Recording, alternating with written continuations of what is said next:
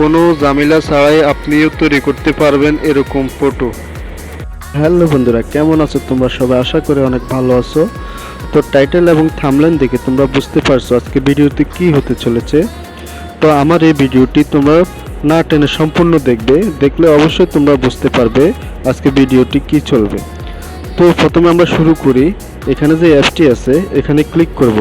Click করার পর এরকম একটি ইন্টারফেস শো হবে। তো আমাদের আজকে ক্যাটাগরি হচ্ছে কিভাবে আমরা এভাবে কালারগুলো চেঞ্জ করব। তা আমি আজকে তোমাদেরকে খুব সহজে দেখাবো কিভাবে তোমরা জামা কাপড়ের কালার চেঞ্জ করবে।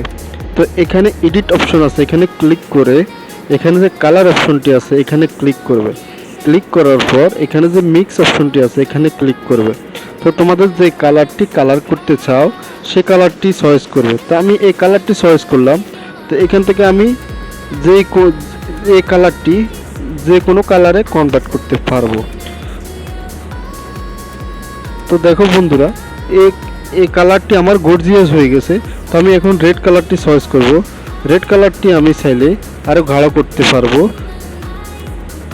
তো দেখুন আমার রেড কালারটি গাঢ় হয়ে গেছে।